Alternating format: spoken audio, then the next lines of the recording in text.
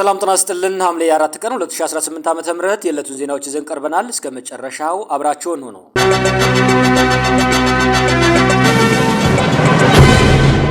ህወሓት ሙሉ በሙሉ በራሱ ኃይል ላይ ብቻ እንደሚተማመን ቃል አቀባዩ ተናግረዋል። ጠቅላይ ሚኒስትር አብይ አህመድ ለህዝብ ተወካዮች ምክር ቤት በሰጡት ማብራሪያ ላይ ህወሓት ኤርትራና ሱዳን በጋራ እየሰሩ መሆኑን በመጥቀስ ክስ ሰንዝረዋል። ጠቅላይ ሚኒስትሩ ይህንን ሁኔታ በ1983 ዓ.ም እንደ አውሮፓውያን አቆጣጠር በ1991 የደርግ ስርዓት እንዲወድቅ ካደረገው ጥምረት ጋር በማመሳሰል የገለጹት ሲሆን ጥምረቱ በኢትዮጵያ ሉዓላዊነት ላይ የሚያመጣው አደጋ ባይኖርም ከጀርባው ግን ስማቸውን ያልጠቀሷቸው የውጭ አካላት እየመሩት መሆኑን አመልክተዋል። ይሁን እንጂ ህወሓት ኤርትራንና ሱዳንን ያካተተ ጥምረት ፈጥሯል በማለት ጠቅላይ ሚኒስትሩ ያቀረቡትን ክስ ሙሉ በሙሉ ውድቅ አድርገዋል። የድርጅቱ ቃል አቀባይ ሚካኤል አስገዶም ለክሱ በሰጡት ምላሽ ድርጅታቸው አብረውት እንዲሰለፉና እንዲዋጉለት የውጭ አካላትን በፍጹም ጋብዞ እንደማያውቅ ገልጸዋል። ቡድኑ ከየትኛውም የውጭ ኃይል ወታደራዊ ድጋፍ እንደማይፈልግና ሙሉ በሙሉ በራሱ ኃይል ላይ ብቻ እንደሚተማመን አስታውቋል።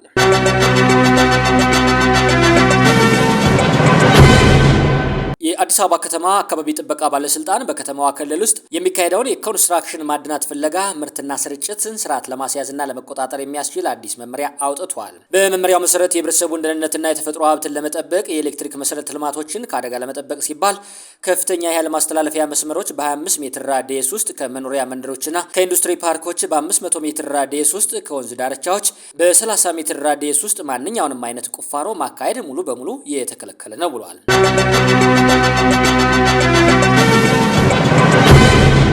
በአዲስ አበባ ከተማ አስተዳደር ሆቴሎች መኝታ ላይ የ5 በመቶ ማዘጋጃ ቤታዊ ታክስ ተጥለዋል። የአዲስ አበባ ከተማ አስተዳደር በሆቴሎች ሪዞርቶችና መሰል ተቋማት የመኝታ አገልግሎት ላይ የ5 በመቶ ማዘጋጃ ቤታዊ ታክስ የሚጥል አዲስ ደንብ አውጥቷል። በከንቲባ አዳነች አቤቤ የተፈረመው ከሰኔ 12 ቀን 2018 ዓ.ም ጀምሮ የጸናው ይህ ደንብ የከተማዋን የገበያ አቅም ለማሳደግና መሰረተ ልማትን ለማስፋፋት ያለመ ነው ተብሏል። ታክሱ ከ1 እስከ 7 ኮከብ ሆቴሎችን፣ ፔንሲዮኖችንና የእንግዳ ማረፊያዎችን ጨምሮ ሁሉንም የመኝታ አገልግሎት ሰጪዎችን ያጠቃልላል ተብሏል። ተመኑ የሚሰላው ከተጨማሪ ሴት ታክስ ቫት በፊት ባለው መደበኛ የክፍል ዋጋ ላይ ሲሆን ደንበኞች በሚቀበሉት የሽያጭ ደረሰኝ ላይ የታክሱ ስም በግልጽ እንዲሰፍር ታዟል። በአዲሱ ድንጋጌ መሰረት ማንኛውም ተቋም የክፍሎቹን ብዛትና የቀን ዋጋ ዝርዝር በገቢዎች ቢሮ በአካል ቀርቦ ማስመዝገብ አለበት ነው የተባለው።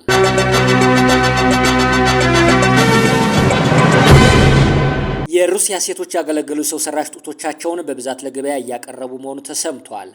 የጡት ተከላ ተወዳጅነት በሩሲያ ውስጥ ያለማቋረጥ እየቀነሰ ይገኛል ነው የተባለው። የፕላስቲክ የቀዶ ሕክምና ሐኪሞች ባለፉት 10 ዓመታት ወይንም ከዚያ በላይ የጡት መጨመሪያ ቀዶ ሕክምናዎችን በ40 በመቶ ገደማ ቀንሷል ሲሉ ሪፖርት አድርገዋል። ነገር ግን በቅርቡ ሰዎችን ያስገረመው ጉዳይ ጥቅም ላይ የዋሉ የሲሊከን ሰው ሰራሽ ጡቶች በሩሲያ ኢንተርኔት ላይ በስፋት እየተሰራጩ ይገኛል። ተለዋዋጭ ምንዛሪ ዋጋ፣ የግዢ ኃይል መቀነስ፣ የምዕራባውያን ባንኮችና ትላልቅ ኩባንያዎች ከሩሲያ ገበያ መውጣትና የነዳጅ እጥረት በሀብታሞቹ ሩሲያውያን ላይ ሳይቀር የተወሰነ ተጽዕኖ አሳድሯል ተብሏል። አንዳንዶቹ አሁንም ያላቸው ማንኛውንም ውድ ንብረት በመሸጥ የኑሮ ውድነትን ለመታገል እየሞከሩ ነው ተብሏል።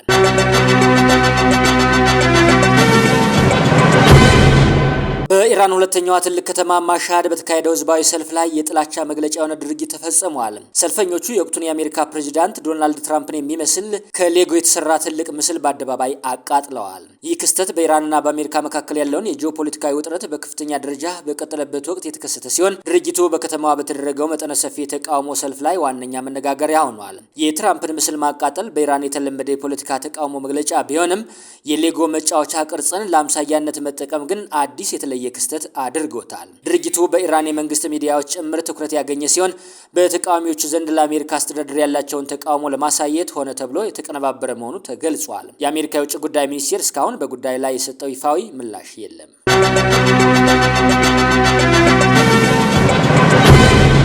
ኢትዮጵያ የምስራቅ አፍሪካ የኃይል ትስስር ምክር ቤት ሊቀመንበርነትን ከግብጽ ተረክባለች። በአዲስ አበባ በተካሄደው 22ኛው የምስራቅ አፍሪካ የኃይል ትስስር የሚኒስትሮች ምክር መጠናቀቁን ተከትሎ ኢትዮጵያ የተቋሙን የሊቀመንበርነት መንበር ከግብጽ በይፋ ተረክባለች። ይህ የስልጣን ሽግግር ቀጠና የኤሌክትሪክ ገበያን ለመገንባት በሚደረገው ጥረት ላይ ከፍተኛ ፋይዳ እንዳለው ተገልጿል። ለ2 ቀናት በተካሄደው በዚህ ጉባኤ ላይ የአባል ሀገራቱን የኃይል አውታሮች ማስተሳሰር፣ የኃይል ንግድን ማስፋፋትና የታዳሽ ኃይል ልማትን ማበረታታት በሚሉ ዋና ዋና ጉዳዮች ላይ ሰፊ ውይይት ተደርጓል። በተለይም በዓለም ባንክ የሚደገፈው የ1.6 ቢሊዮን ዶላር የሪትሬድ ኢኤ ፕሮጀክት ቀጠናዊ የኃይል ግብይትን ወደ ላቀ ደረጃ እንደሚያሸጋግረው ተጠቁሟል።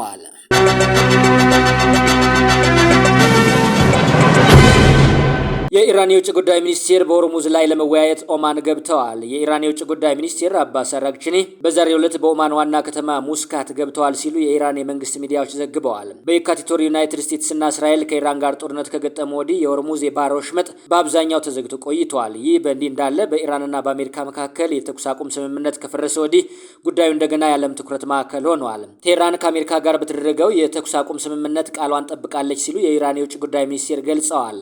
ኢራን ከዩናይትድ ስቴትስ ጋር በተደረገው የተኩስ አቁም ስምምነት ላይ የገባቸውን ቃል አክብራለች ሲሉ የኢራን የውጭ ጉዳይ ሚኒስቴር አባስ አራግቺኒ በኤክስ ገጻቸው ላይ ጽፈዋል።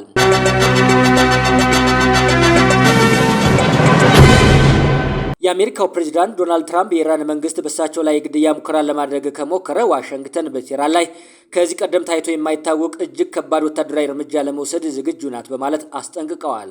ፕሬዝዳንት ትራምፕ በትሩዝ ሶሻል ማህበራዊ ገጻቸው ላይ ባስተላለፉት መልእክት 1000 የሚሳይል መተኮሻዎች አሁኑኑ ወደ ኢራን ተጠምደው መዘጋጀታቸውንና ለጦር ኃይላቸውም ይህንን የተመለከተ ትዕዛዝ መስጠታቸውን ይፋ አድርገዋል። ትራምፕ ይህንን ማስጠንቀቂያ ከሰጡ በኋላ የተኩስ አቁም ስምምነት ተቋርጦ የነበረ ቢሆንም የኢራን መንግስት የንወያይ ጥያቄ በማቅረቡ ንግግር ለማድረግ መስማማታቸውን አስታውቀዋል።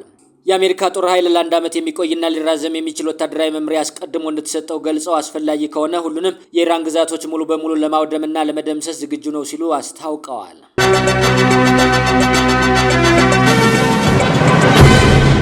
የተወደዳችሁና የተከበራችሁ ውድ የዛላ ቴሌቪዥን ተከታታዮቻችን ስለምትከታተሉን ከልብ እናመሰግናለን። የዕለቱ መረጃዎችን ይመስሉ ነበር። በያላችሁበት ሰናይ ጊዜ ተመኝተናል። ላይክ፣ ሼር፣ ሰብስክራይብ ማድረግ ቤተሰብ እንዲሆኑም እንጠይቃለን።